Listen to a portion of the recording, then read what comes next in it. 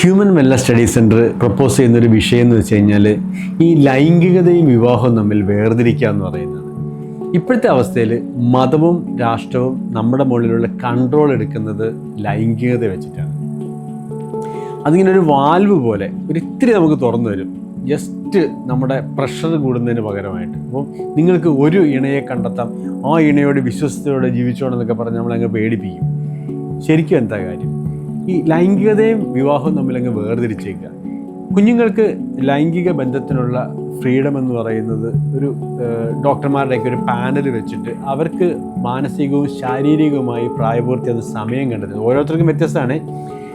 ഇപ്പോഴത്തേക്ക് കണക്ക് നോക്കിക്കഴിഞ്ഞാൽ 18 വയസ്സാതിന് തൊട്ട് മുമ്പ് വരെ അവർക്ക് പ്രായപൂർത്തിയായില്ല. 18 വയസ്സ് കഴിഞ്ഞാൽ ആ നിമിഷം സ്വിച്ച് ഓൺ ആവുകയാണ്, അവരങ്ങ് പ്രായപൂർത്തിയായി. എന്തുകൊണ്ടേ ഇത്തരം നിയമങ്ങളൊക്കെ?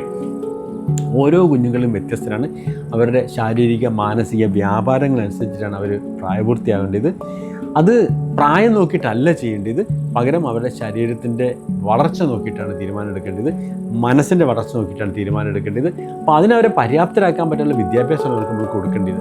അപ്പോൾ അങ്ങനെ പ്രായപൂർത്തിയാകുന്നൊരു സമയം എനിക്ക് തോന്നുന്നു വെച്ചാൽ ഒരു 15-16 വയസ്സൊക്കെ ആയിരിക്കാം ഒരു പക്ഷേ ഒരു ജനറൽ ഏജ് ആയിട്ട് പറയാൻ പറ്റാമെന്ന് തോന്നുന്നു. അത് സയൻറ്റിഫിക്കായിട്ട് വിലയിരുത്തപ്പെടാനുണ്ട്. ഫിസിയോളജി നോക്കിയിട്ടാണ് ചെയ്യേണ്ടത് ഓരോരുത്തർക്കും. ആ സമയം മുതലേ അവർക്ക് പെനട്രേഷൻ സെക്സ് ഉൾപ്പെടെയുള്ള ഫ്രീഡം ഉണ്ടാവണം. അവർ ആ സമയത്ത് അത് സന്തോഷത്തോടെ അനുഭവിക്കട്ടെ. അതിനുശേഷം ഒരു കുഞ്ഞുങ്ങളെ വളർത്തണമെന്ന് താല്പര്യമുള്ള, അല്ലെങ്കിൽ ഏക ഇണയിൽ തൃപ്തരായി മുന്നോട്ട് പോകണമെന്ന് ആഗ്രഹമുള്ളവർ മാത്രം ഒരു വിവാഹ ബന്ധത്തെക്കുറിച്ച് ആലോചിച്ചാൽ മതി. കമ്മിറ്റഡ് ആയിട്ടുള്ള, ലീഗലിയും സോഷ്യലിയും കമ്മിറ്റഡ് ആയിട്ടുള്ള ഒരു വിവാഹ ബന്ധത്തെക്കുറിച്ച് ആലോചിച്ചാൽ മതി. അവർ പക്ഷേ അത് മെയിൻറ്റെയിൻ ചെയ്യേണ്ടതുണ്ട്. എല്ലാത്തിനും വളരെ സന്തോഷമായിട്ട് പറഞ്ഞു നടക്കട്ടെന്നേ. സന്തോഷം ആർക്കാണ് ഇഷ്ടമല്ലാത്തത്?